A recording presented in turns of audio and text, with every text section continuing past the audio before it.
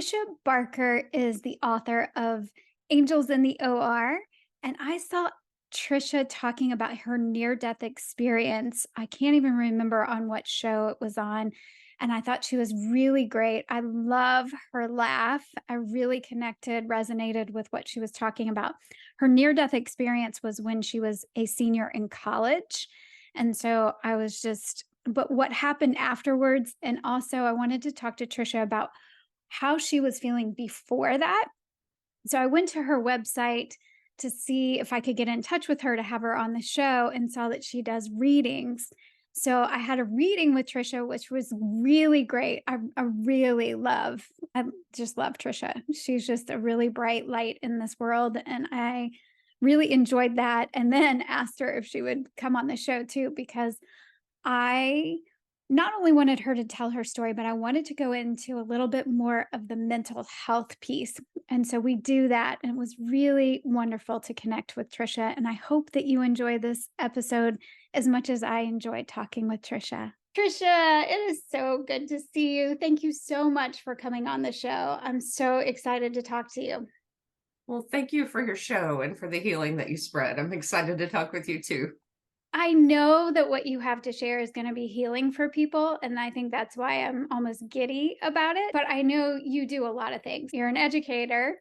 You wrote a book called Angels in the OR, which is very cool. And then you also, I know because I've come to you for some reading, for a reading to get some guidance. So is there anything else that you want people to know about your work and what you do? The only thing that I love doing on the side, since I teach English at a community college level, I love helping people write their memoirs. So I have a writers group that meets once a month, and we kind of share work and get to know each other that way. So intuitive writing is what I call it, and everyone in the group is spiritual and on this path of sharing what they've learned through spiritual journeys. Nice. Okay, that I love that. So I think it might be helpful if we start before your near-death experience and talk a little bit about who you were, what was going on before you had the accident and before you learned about angels in the OR. So, Yeah, I love it. So I made a short recently about how I grew up evangelical and kind of rebelled in around seventh grade and really just didn't find much comfort in religion. I felt like people were judgmental, and I found a lot of comfort in school. So school was my happy place. I was very nerdy, just read all the time and wanted good grades, and got a lot of scholarships to go to UT, which was a real exciting thing for me to leave this small town and go to this big university. And at first it was great, it was wonderful. I was meeting friends and just really enjoying the college experience. But then at some point, I kind of felt like my childhood had really zapped me of all my strength. That grew up with some emotional abuse and neglect, and parents who were very angry at each other. And it was just this heavy environment where I didn't feel stable. I didn't feel like I had a solid footing in this world. And I actually started going to group therapy and therapy in college. I knew that my upbringing had left me with some wounds, and loved taking psychology classes and philosophy classes and English classes. And then, there was this culture. It was a party school. So certainly I was losing myself by my junior year in experimentation with drugs and drinking. And my grades started going downhill. And, my mental health was not good after a breakup. I was not in a good place, but I didn't believe in an afterlife at all. So I was agnostic by this point and very logical minded, science minded, mhm. and a spiritual awakening. I think I took a class where I read, this sentence that stuck out to me, and it was like, only people who've experienced something magical or mystical or life-changing can change in a single moment, and it changes them. And I was like, well, wonder if I'll ever have that. But I was very material minded. My long-term plan was to go to law school, because I thought with my skills that was probably the easiest way for me to make money. And teaching was a last option. It was not what I planned on doing at that point. Right. Got it. Yeah. So your mental health, I think it's important to talk about that a little bit, if you don't mind, about, just what was going on for you. How deep was the struggle? And how, I mean, did that go through graduation until the near death experience or You after know, that? it came to a head like the Christmas right before my near death experience, and my near death experience happened in spring. And I had gone through a terrible breakup, and I just realized I didn't want to go home for the holidays. And I knew that I needed to address my drinking and drug use, and I didn't feel like anyone in my family would meet me with anything but judgment. And I just felt overwhelmed. And so everyone went home. My roommate went home, and my roommate was gay, and he had, like lots of pills from a Mexico trip. And I just took them all, the Vicodin, everything, and washed it down with a lot of alcohol. And I thought I wrote my suicide note. I thought that was it, left it by my bed, but I fell face forward onto the bed, and I guess I vomited. And 36 hours later, he came home from his Christmas extravaganza, woke me up, and he was like, "You look terrible. Let's go have some brunch." And I looked at the note, crumpled it up, never told him or anyone. And I didn't have any insights. I didn't have any afterlife. Thought is just that, I slept it off and vomited it out. But I knew something was wrong at that point. So I went to see a therapist, and she said, "What do you like about life? Can you do something you like?" And I loved running back in high school. So I hit the trails, and I was like done with, any hard drugs at that point. And in my mind, I was like, I'm just running, and I'm gonna make my life better. I'm gonna graduate, and that would be in May. And I was going to run Austin 10K. And that's the day that I had my accident. Wow. That was the day Yeah. you were supposed to be running the Austin Yes. 10K? Oh my Yes. gosh. I think I missed that detail. I mean, all of this is just like, you just can't make this stuff up, right? It's just like, do, do, do, do, because I know what's coming. You and I know what's coming. So just the fact that, but I still appreciate that you somehow survived and vomited out. But the fact that you didn't tell anybody, I can't tell you how many times I've heard that where something happens pretty traumatic in a really dark, deep place, and people just move either whether it was an attempted suicide or some traumatic experience happened, they don't tell anybody and they just move on.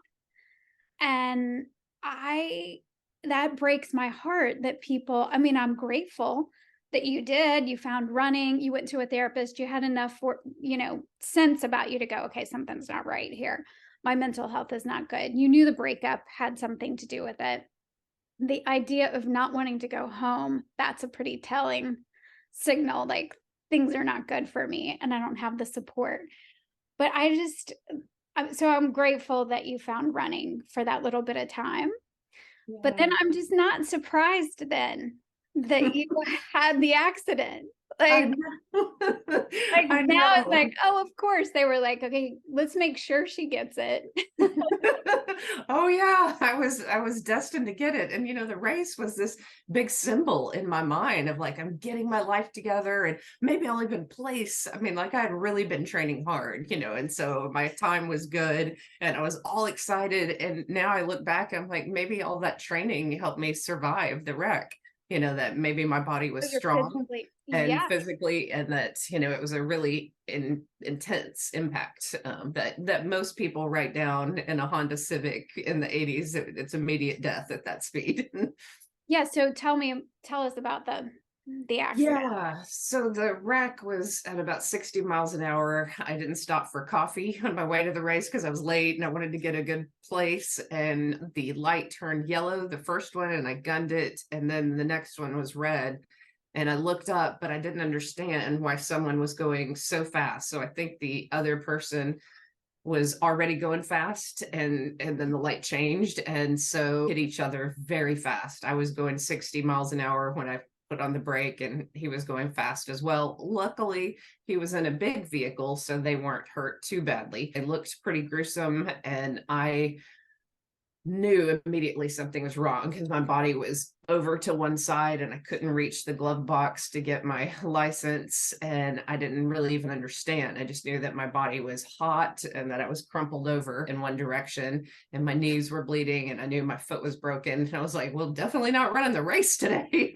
But I didn't know how bad that day was going to get, and how glorious that day was going to get too. Right, right. Yeah, that's funny. That's funny thing about life, right? Yeah. So you get taken, I'm sure, by ambulance. Yeah, we waited for a good Samaritan. Three people passed by us, and I remember thinking, "Oh, this is Sunday. Like they might be going to church. Why are they not stopping?" And I always stop for people on the road now, but the third person stopped, and she was a nurse, and she told me to be still. And this was the 90s, 94, so no cell phones. Her boyfriend ran across the street to a payphone to call for the ambulance, and it just seemed like everything was in slow motion and out of my hands. I like to control things and like and that was just who I was is like, like my life to be my life. And I just realized it's all out of my control. Who my surgeon is, what this injury is, how I survive, everything is out of my control. And I gave this little foxhole prayer. I saw a bird flying over before they put me in the ambulance and I was all strapped up and I was like, okay, thinking of my childhood, if there is a God, I mean, I needed help now. Like this is not a good day. And it was a trying day before I went into surgery. They had, done an MRI and CAT scan, and they knew my back was broken in three places, and they knew that there were pretty severe internal injuries, and that's why they couldn't give me pain medicine because the surgeon had to make the call and say, I'm operating on her.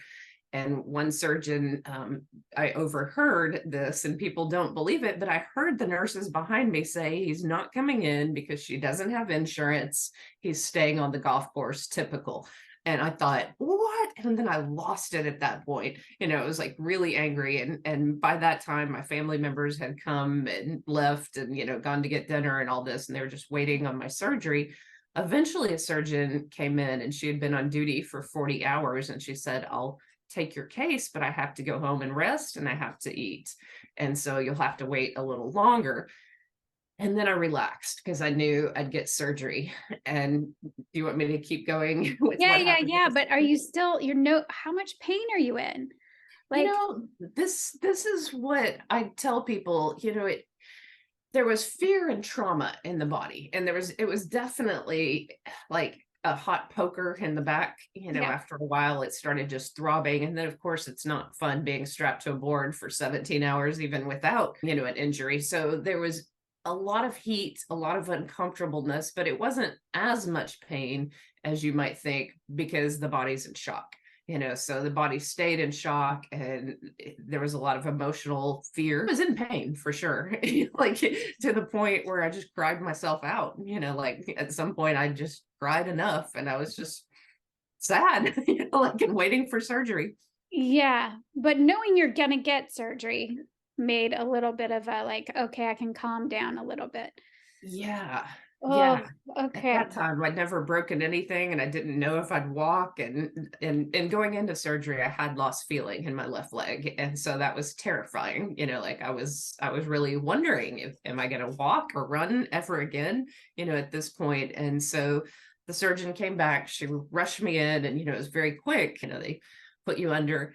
The next thing I knew is I was just out above my body and looking down at it. And I knew in those first few moments, like I was joyful. I was like, oh, we go on, we really go on. And that's all I needed was that one out of body experience, really, to know that it was real because I saw the doctors, I saw my body. And I remember thinking, wow, that's really bloody. They've opened my back up and my hip up. I didn't know they were going to open my hip, but they were taking bone from the hip to put into my back. And so there was just blood everywhere. And I didn't understand that until later, which is why I died. I bled out on the table because of the internal injuries. And so they were operating on my back. And then I saw these angels at the end of the bed working through the doctors. And that's what changed everything for me. I just remember thinking, there's so much more to this reality. It's so much more magical than we ever dreamed. And we're just walking around and we don't even know that there's light beings, that there's angels, that there's this other realm. I was thrilled, and they calmed me down. They calmed my soul down, they calmed my spirit down, and they said, watch this. And they sent this light through the doctors, through their hands, and it kind of lit up my spine. And in this realm, you start understanding things without language. So they're communicating with telepathy. And I know that they're helping assist the doctors in picking out the bone fragments. And they said they were telling me I'd come back to this body, and they're saying, look, you will walk and you will run again. So don't worry. This will heal. We're a part of it. We're making sure of this, and this is going to be successful. Don't worry about the body. And so as soon as they said that, everything flatlined. And then I saw that, I think it was the anesthesiologist, kind of jump into action, and everyone was moving around me. And I thought, ooh, there's so much blood. I don't know how they're going to revive me. I want out of here. and so I didn't want to look at the body anymore. But I went to the whole hall of the waiting room area. So I went through a wall. In the first moment I went through the wall, it's like I had to think about it, and then I was like, oh, okay, you just use your mind and you get through it, you just use your consciousness and you're through the wall. Oh, And I that's cool. That's cool. Yeah. the 'Cause little details. yeah, 'cause those are things I wonder. Yeah, so you just went through the wall. Went And through the wall, and then I ended up next to my stepdad, who was getting a candy bar. And this is years later. I mean, it was probably 12 years later when I started talking to IANS researchers. They were all excited about the candy bar because this is a verifiable detail.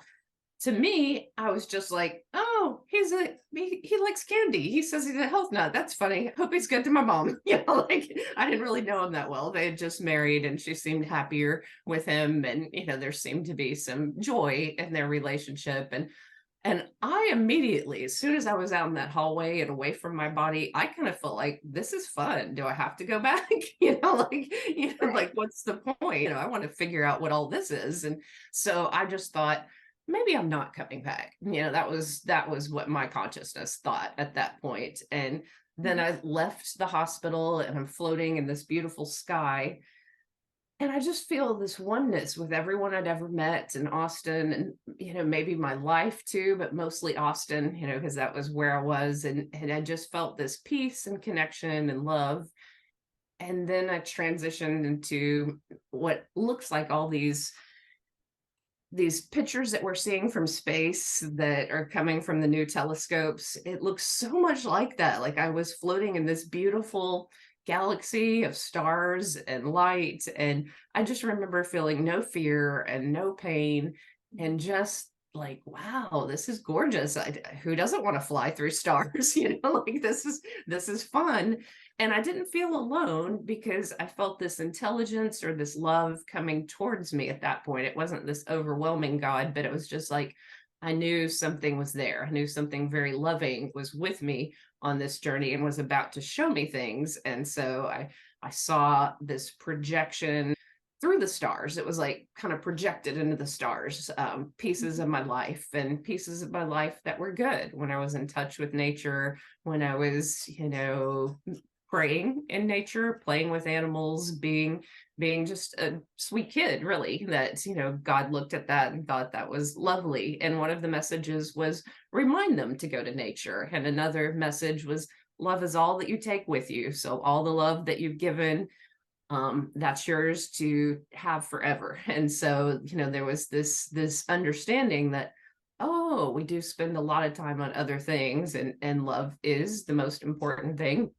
And then I saw how I was judgmental, especially those years in college, and how becoming more judgmental and materialistic wasn't a way to be connected to other people. That connection was far more important. And I saw how I was missing out on some really beautiful people around me by judging the clothes they wore, or, their age, or, whatever. Just like when you're 20, you make all kind of snap decisions about people. And I saw how lovely they were inside, and I felt embarrassed. I mean, that was like a part of my soul where I was like, ooh, gosh, I need to look at the heart of people from now on, not these outward things. Right. And that was my big lesson, I think, at that time in my life. And then I just transitioned into peace and joy in what I call a heavenly realm, where my grandfather was there and he was the only person who was dead. And a lot of near-death experiencers see family members who are over there. So they don't see people who aren't over there. They see the people who are dead, who have transitioned. And he looked great. I hardly recognized him because he had died in his 70s of leukemia, very frail and Mm, sickly looking at the end, but he looked 35 and a square jaw. That was the only thing that I knew him by, was his eyes, which were gray blue like mine, and this square face. And I was like, oh, grandfather, and he like the angels had this love coming from his eyes, and he just spent time with me there, and we did things that I did in childhood that were fun. And my soul decided to become like a child when I saw that he could change his form. Then I became about 5,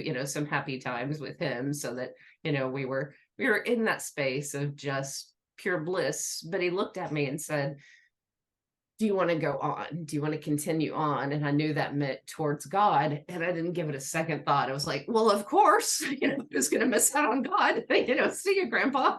I'm going to God. And so there was this transition. It felt like wind almost. And I felt people's prayers, and I could hear all their words and their thoughts. And so I felt my mom and dad and other people praying, and I knew what they were thinking. And so I knew their connection to me, at that point. And then mm, I remember thinking, yeah, but what if I don't want to come back? Like, it's right. okay. And I kept going towards God, and I felt better and better. And all those wounds from childhood seemed to melt away. So anything anyone had done to me, so any abuse, was no longer mine to carry. It's like we carry it in the body, the memory of it, but the soul, it's like God was saying, no, you're loved, and that's them. That's not you. Like, you don't take it here. You just take love. You just take joy. You just take healing. You just take the things of you that are your lightest, purest vibration, because the parts Right. of you that resonate with God. And I just experienced so much healing, and it felt so good. And I honestly never felt that good. I always felt in my body like on edge, or, like there's so much survival instinct that all of us have, I think, Right. looking around the world, that we don't know how to just relax and feel taken care of. And I just felt taken care of, loved, adored, like everything's finally fine. And I was like, yep, definitely not coming back. Definitely never coming back. This is great. Forget that. And the moment I said that, then I heard almost, it's a vibration, but it sounded like a voice too. I call it masculine. Some people hear it as feminine, God's voice, but to me, it was just like booming. So it was loud. It wasn't really male or female. It just was a vibration. And I heard, no, look down. And so I looked down, and it was like the earth, and there was a river, and there were all these souls walking along the river, and some were filled with light and others had a shadow over them. And I knew the shadow was fear. And God said, no, you're going back, and you're going to work as a teacher, and you're going to remind people to turn on their lights, to be in this space the way you are with me. You're going to remind them that it's accessible to everyone. They can be excited about life, be happy about life, and find their light and their joy. And you're going to do that. And I was like, oh, no, I think maybe you've got the wrong person. And I'm not going to this be is a teacher. and Yeah. this is where God has a sense of humor, and my soul must have been really pretty arrogant to think I could argue with Creator. But I was like, no, no, no, like I need money. I grew up poor. This is not the right avenue for me. And there was just this booming laughter, and I felt like I was crumpled up into something like a softball and hurled through, space, time, everything back into my body. Poof. And then I woke up, and they were Well, handing then me ice chips. there's that. I mean, like, no, no, no, no, no. It's like, oh, she's so funny. Yeah, like, oh my gosh. Yeah, so amazing. I knew that you were told that to be a teacher, and that really stuck out for you, and that's what you've done, which is amazing. And I think so many people want this, like they're trying to have this experience without having a near death experience, like having want to be close, want to be told, like, here's what you need, your soul needs.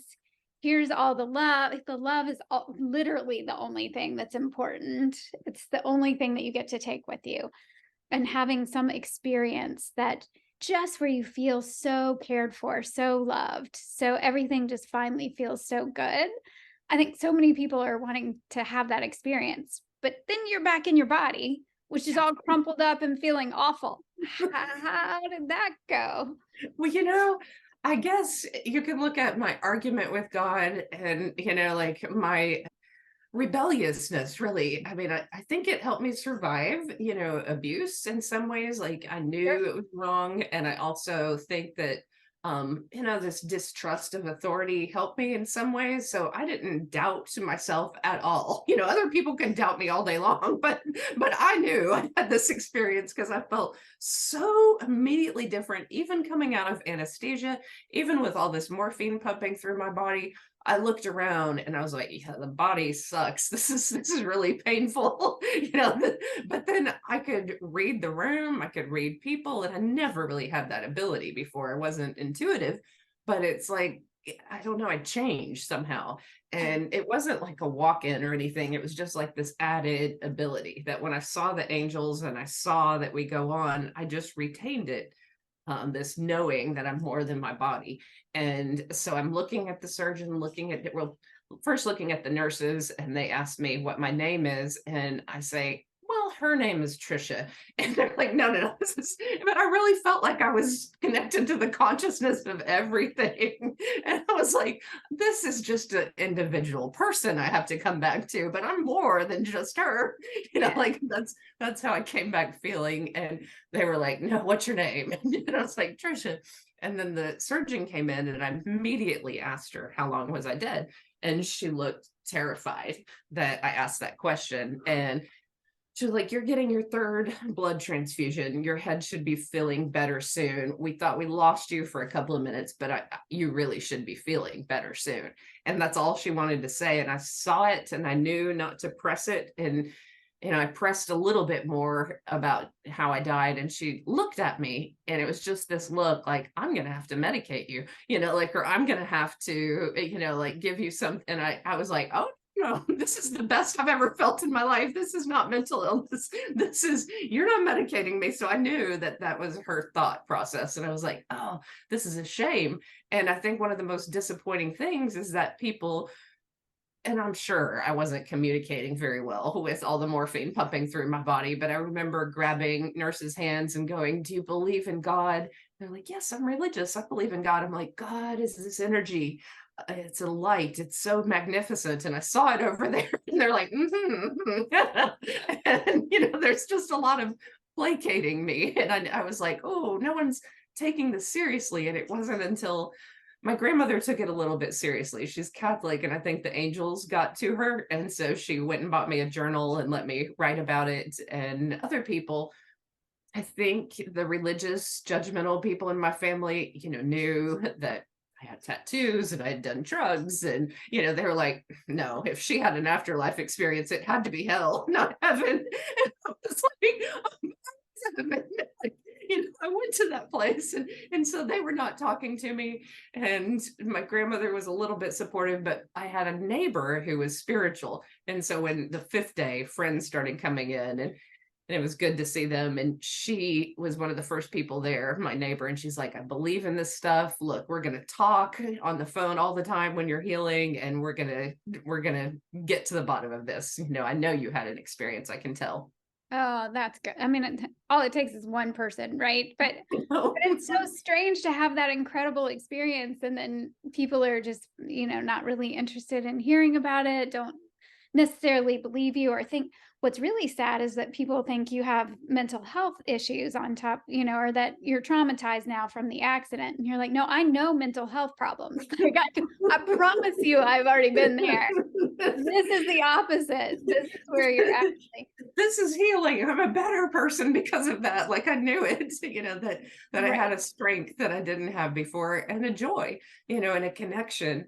and then a compassion for people too. I mean, I remember looking at my family, mom and aunts, and how insecure they were, and they wouldn't, change clothes in front of each other in the room. And here I am, like naked and sprawled out, like they're, moving me from place to place, and it's just it was this interesting moment where I had a lot of compassion for everyone's insecurities and the way that they judge one another, and they didn't see that, my dad was playful with me. I mean, he kind of believed me, he wasn't going to doubt me, but he did the human things. Like, as soon as I could eat, he brought me a milkshake, and as soon as I could eat, he got me a pizza. And it was those things that really stood out, like, oh my God, real food, and a real milkshake. And from this day forward, milkshakes are my weakness. I'm like, manna from heaven, but it's those little things, people who brought videos to the hospital, or a boombox at that time, where I could hear music and have something going on. It was like, those people are kind, and they're actually thinking about me, not themselves. And I felt like a lot of my family was thinking about how it affected them and where they were. And I was like, I'm right here, like. Right. Right. Yeah. Yeah. Well, and I know we talked a little bit about this, and some people it's just hard to integrate for a lot of people because now you still have to go on with life. And I think that's hard. I just think it's hard to be a human. So now you're having more compassion, you have all this experience, so you have a different understanding. You've changed, yet you're not only are you back here, but you're now in a broken body that has to heal. And I'm just wondering about the integration of that and Yeah, so what that's sometimes like. there's like a split, the body can still feel some pain and fear, and then the spirit is really in touch with that other side still. So when I left the hospital 14 days later in this body cast, I would have terrifying moments where I would still leave my body because it was painful. So at night I'd have somewhat lucid dreams, or just go out into that realm because I remembered being out of my body. But I'd get so far out that I'd have a panic attack, or a panic, moment where I'm like, am I alive? Am I dead? Okay, yeah, I'm alive now. And I didn't know if I was gonna stay in my body those first few nights. And that was challenging. And then I was like, okay, angels, I know you're real, so let's speed up this healing. And I'd go into deep meditations and work with them and imagine healing. And so there were some really beautiful healing moments. But people who have near death experiences, like a heart attack, and then are back at work and back with their spouse and back with all these people, that must be horrifying. At least I had months in bed where I was reading books, and reading spiritual books, and kind of delving into it and practicing lucid dreaming, and slowly healing and eating better and thinking about life, and talking on the phone a lot to my spiritual friend. And she introduced me to her roommate, who was a Reiki worker, and he was fascinated with that too. And so they kind of became my best friends. But there was this, like, I just accepted it, and there was a humility. I was like, okay, going back and getting my teaching certification, because you can't go against what God said. I mean, life is really going to be bad if I try to do something, like in opposition of what What Creator they had told told me you to to do. do. Well, I wondered, I mean, what would have happened if you had just said, "No, I really wanna be a lawyer," or "I wanna be an attorney," and gone to law school? I feel like that would have been okay, but you would probably have ended up teaching. You probably Yeah, would have been a law professor or something, like, yeah, but yeah. for you, you were like, "Okay, well, I guess teaching is it. That's what I'm." And I was curious too. I was like, because I wondered when I saw the angels working through the surgeons, I was like, are they going to work through me? Is God going to work through me? And I was like, that is kind of exciting.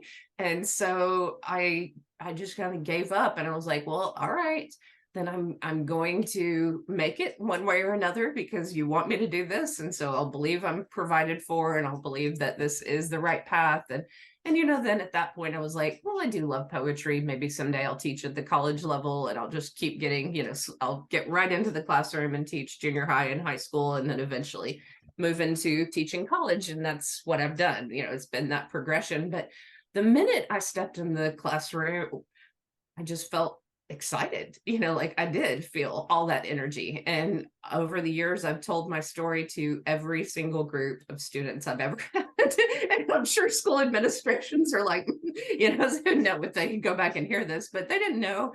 And I think it just fascinated my students, and it opened them up to conversations about ghost experiences that they've had, or the loss of a grandparent who came to them in a dream, or a spiritual experience or a traumatic experience that they've had. And so just that one story, and just telling that to a group of students, I think has been a blessing, in many ways. But I love teaching, and I love teaching English, and I think English and literature allows for a lot of thematic discussions, and even Walt Whitman allows for this discussion of nature and God, and this connection that we can have that's very healing. So I accepted it and enjoyed it. And I also realized something after about 10 years of teaching. I realized that my own lifelong depression went away the minute I was giving to others, that there was something about teaching and seeing what students go through. Because honestly, my level of trauma was not as deep as some of their trauma and some of the CPS calls that I was making. And I was shocked. 1 in 5 kids in this one junior high where I was teaching had been abused at home or sexually assaulted, and I was like, what? This is 1 in 5 of my students. And there were all kind of conversations that I'd have before they went to the school counselor, because there was one counselor. She did all the scheduling and Yeah. counseled the kids. So I mean, there was a wait a lot of times to even talk to her. And so I just had real world conversations with kids about how to heal. And I realized they knew so much less about healing, that I had been, on a journey for a time, and I knew more. And I was like, oh, so all these experiences that I've had are actually helping people in the middle of these traumas. And then I noticed that not every teacher was empathetic to, or even could even tell what students were going through. And there's so many examples, but one of the most dramatic was a young boy who was acting out, and he was wearing a concert t-shirt, and every teacher that I heard in the teachers lounge was talking about how, what a bad kid, and maybe he does drugs, and but they were just bad mouthing him. And I just said, and I won't say his name, but I was like, hey, what's going on? He's like, I was raped when I was 7, and I went to trial, and the guy's getting out of prison today. And I was floored. I was like, whoa, and he's coming back to this town, and that's not a very long sentence. And oh, no wonder you're falling apart and you're acting this way. And so Right.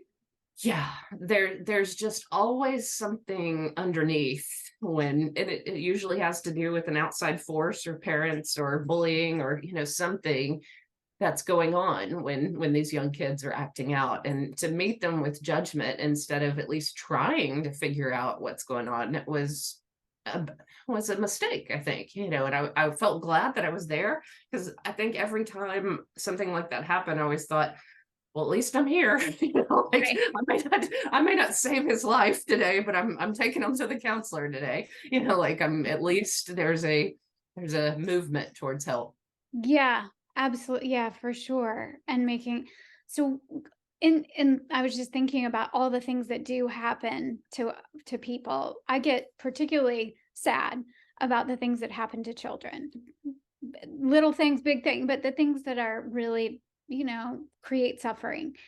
And so having the experience that you had with God and that feeling of love and being protected, how do you make sense of what we all go through, and like how much is choice, how much is done to it? Like how do we make sense of this and heal from The, these things? the main thing that I always told students, and I told this one kid, and he had a girlfriend, and I was like, you are probably more empathetic. I knew she had been sexually assaulted too, and I was like, you're probably more empathetic to what she's gone through than anyone else, and together you can kind of move past this, that you can realize that this isn't you, that there's no reason to have shame.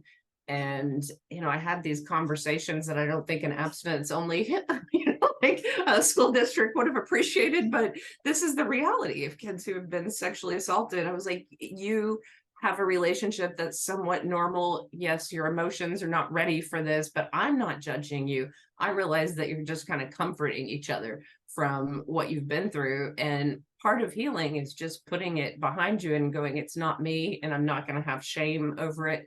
And I'm not going to carry it with me, that somehow I'm going to put it behind me. And I'm going to see that maybe it opened my heart to other people who are suffering. So the things that I went through opened my heart to them because they were suffering. And I wanted them to open their heart to other people who had suffered and prevent it in some ways. Because I think, if you can reach kids in 8th grade who've been through that, I mean, they're more likely to not become abusers themselves in any way. Like if they can heal that soon, and I think that's statistically correct, but there's something about that part of their brain begins to let that past go and start imagining a different type of future where that isn't normal. Yeah. And like you on the other when you had your near death experience on the other side, started to be able to see that what had been done to you didn't touch your soul, didn't touch your spirit. The essence of you wasn't damaged, or you don't carry that on. Like, so you can what I'm hearing you say is like we can use those things to have more Yeah. empathy, to change the way that we are in the world and what might happen with other people. We Yeah. don't, but we're not taking that with us. So Yeah. we have to hang on to it now, right? And that intuition, preventing some things too. Like I always looked at boundaries, with kids. So I mean, maybe I wasn't a popular instructor with other teachers, but I enforced boundaries. And if coaches were hugging young girls too long, I was like, that's totally inappropriate. Like we're not doing that. And they looked at me like they'd never been called out, male coaches like that before, but I had no trouble stepping in to, just call out bad behavior and in many different ways. And I think it made me unpopular at times.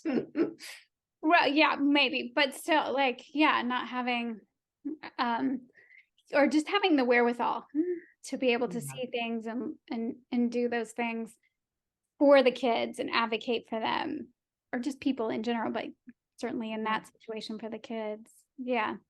Yeah, there's a certain level of parenting, I think, with 8th graders, like it kind of brings out the natural parent in you. And I'm like, these are my kids. You're not treating them this way. Like there's this feeling of, no, they need to be safe.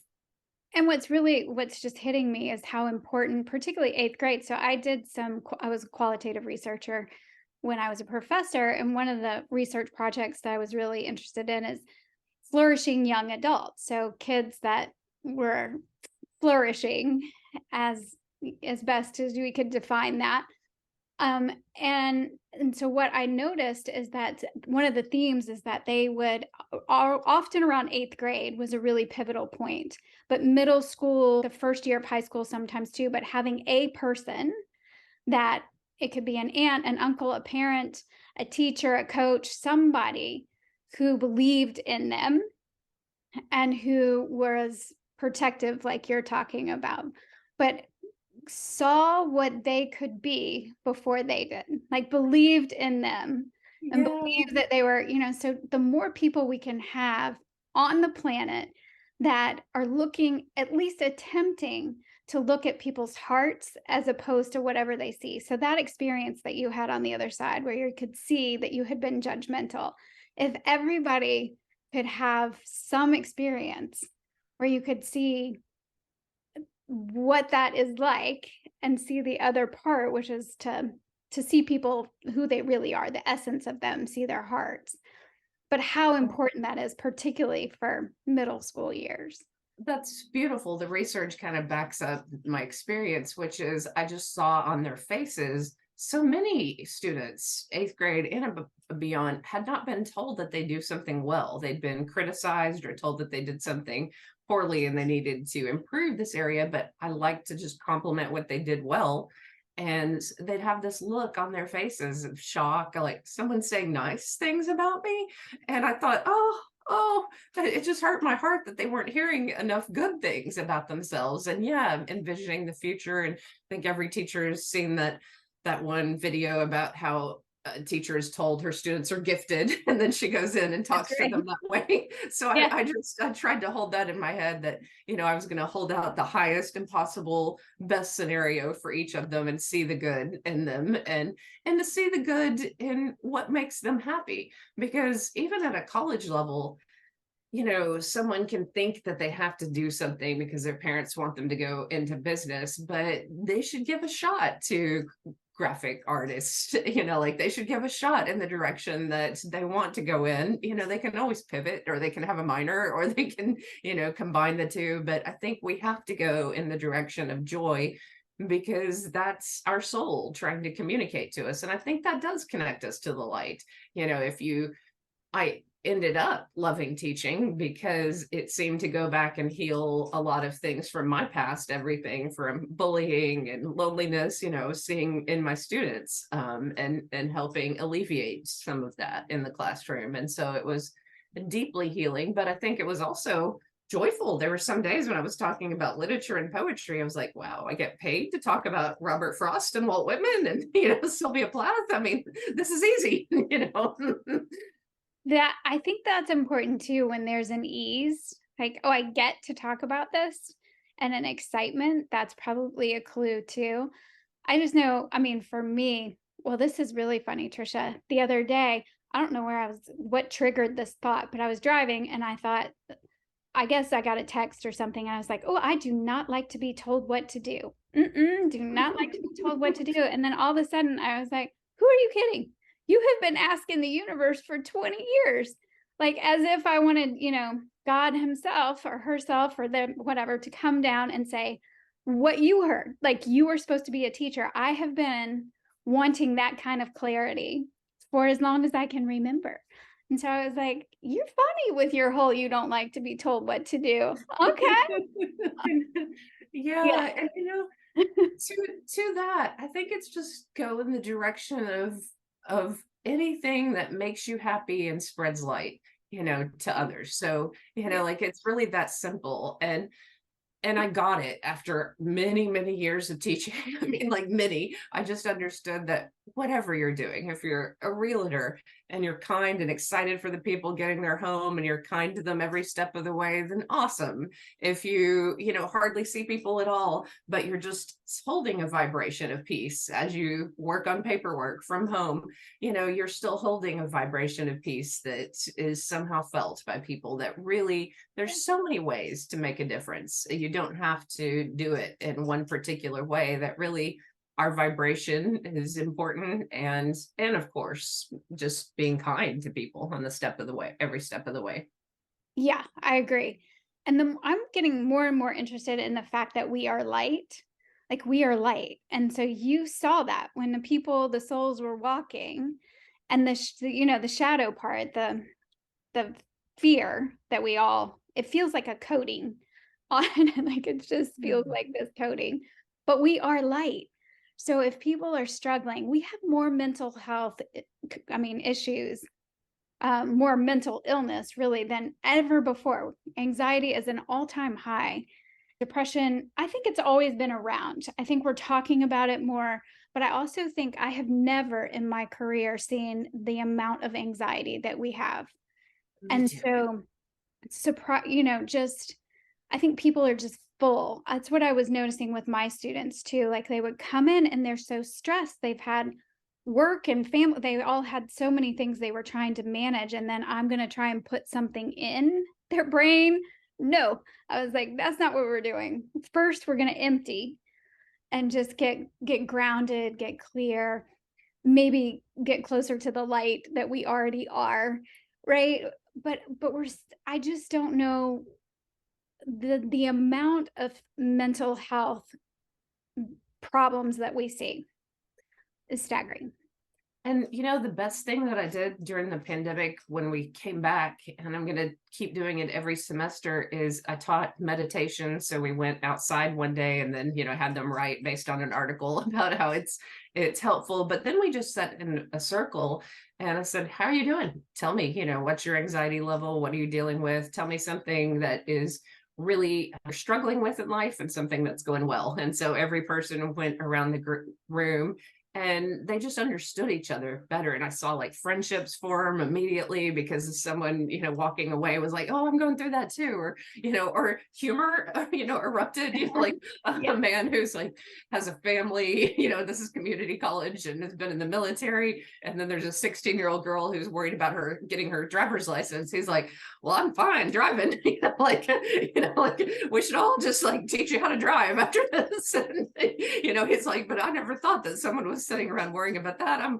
worried about bills and my kids' health. And, just, it's like, we're all worried about something though, and it's important to us. And I think in that moment, he felt connected to the community of students and understood them better. And she did too. And she saw how life was longer. And I was like, we need each other. We need to talk to each other desperately. We don't need to talk to each other through phones. We need to talk to each other in groups. And I'm sure the research, but nature makes us calm down, but also being in groups eases some part of the brain where Yeah. we can all just take a breath of air for a moment and just go, okay, we're going to make it.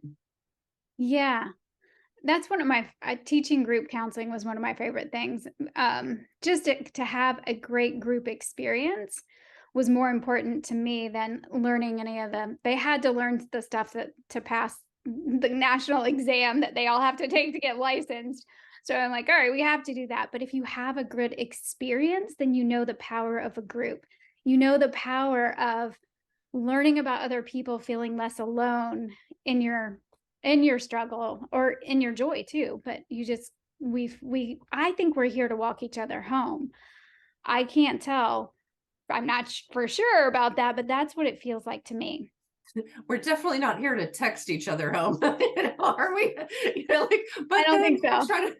I try to be positive, and I go and I tell my students, I was like, well, telepathy happened on the other side, and recently, we've I think people won the Nobel Prize for proving that quantum entanglement exists, and so we Yep. talk about how this is a possibility, and maybe we are going to open up more to nature communicating with us. We are communicating with one another telepathically. So I was like, send good thoughts to everyone in the classroom, and I literally have them, do this. I'm like, when you come into my classroom, I want you to consciously wish that everyone passes, that everyone stays healthy, that we just are wishing each other well. This is not competition. I don't care if you earn it all and you all get good grades. That's happiness for me too. That I can just say I'm a successful teacher if you do. So I was like, let's just wish the best for one another. And I think just reminding people that our thoughts are energy too, and that just thinking positive thoughts in a space lightens it. Yeah. Yeah, I agree. And so I was gonna just ask you a couple more things. I know we're running out of time, but I wanted to bring it back to the mental health piece because I know we both have a passion there, especially for young people. But let's talk a little bit about suicide too, and what you know from your experience about when somebody does decide to take their own life.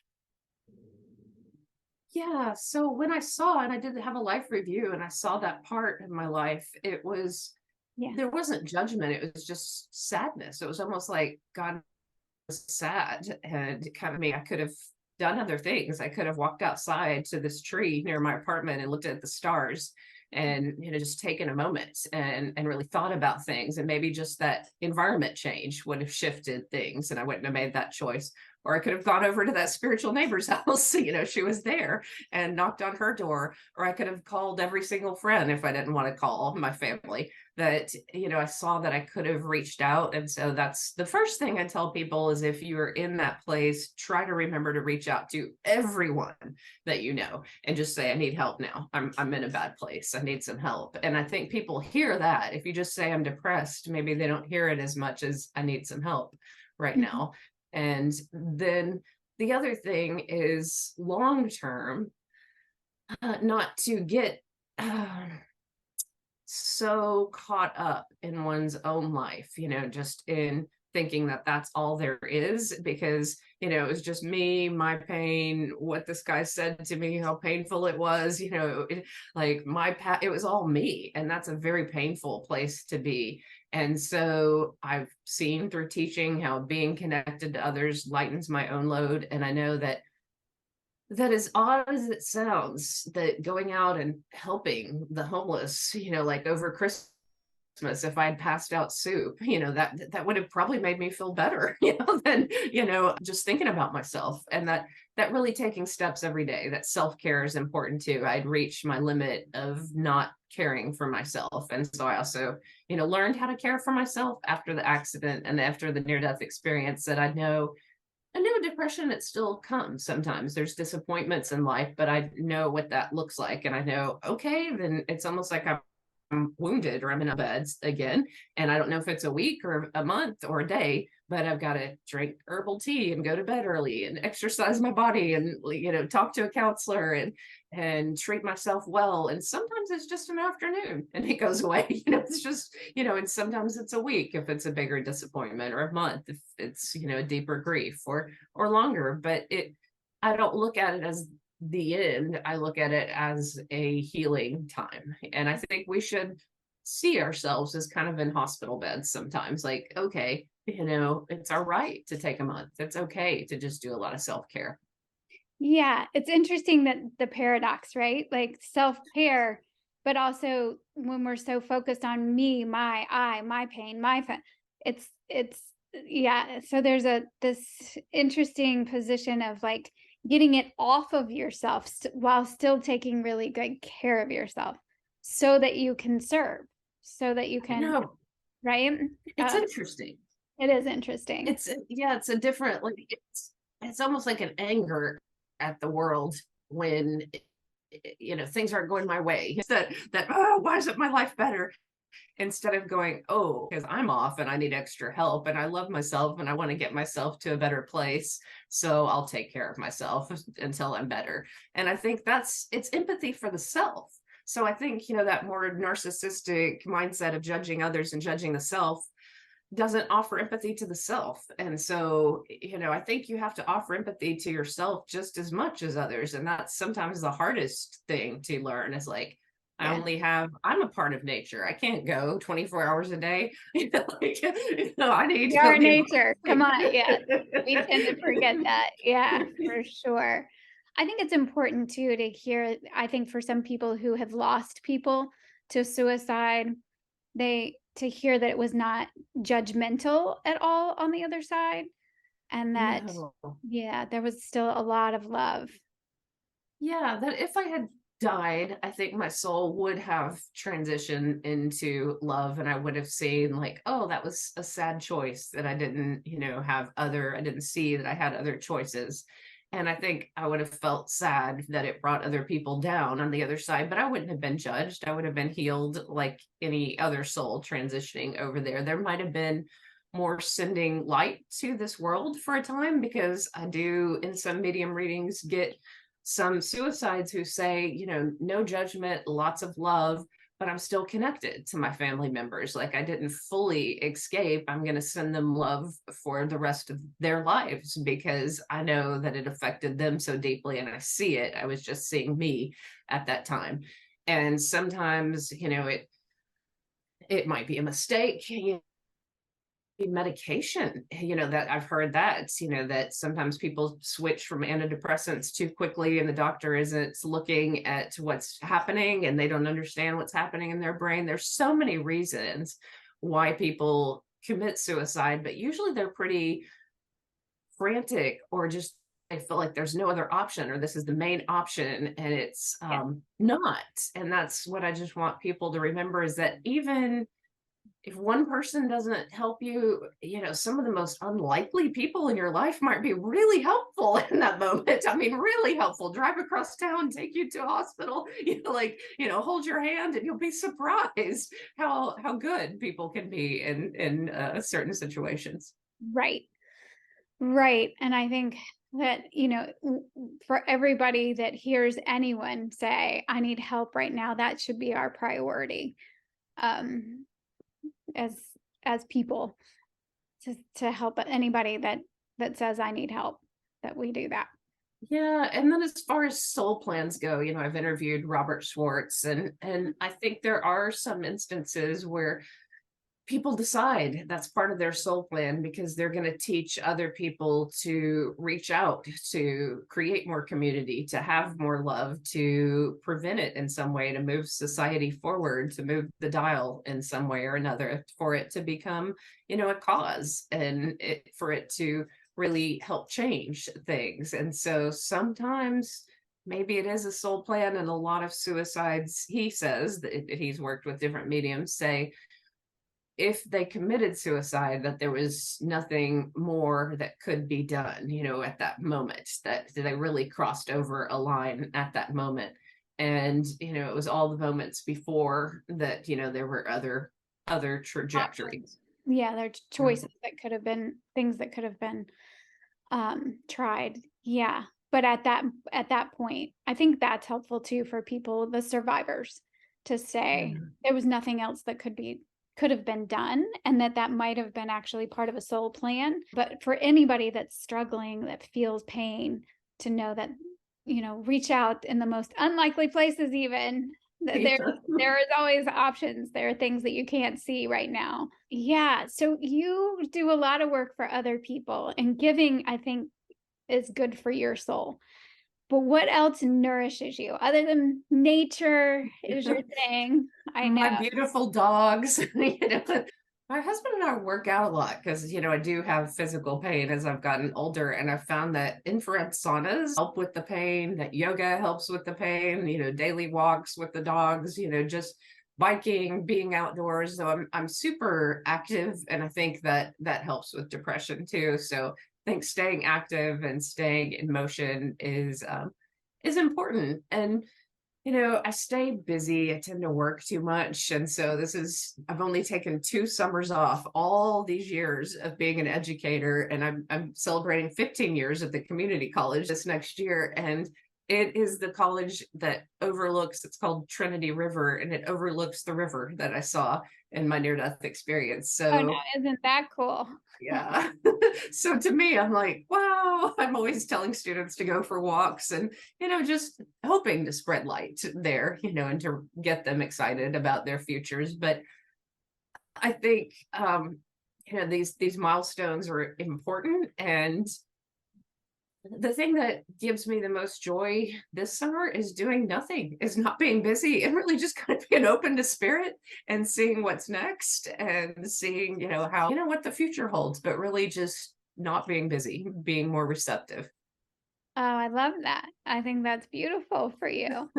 I just can't even believe that you're working at at a school that overlooks the river that was in the vision that you saw.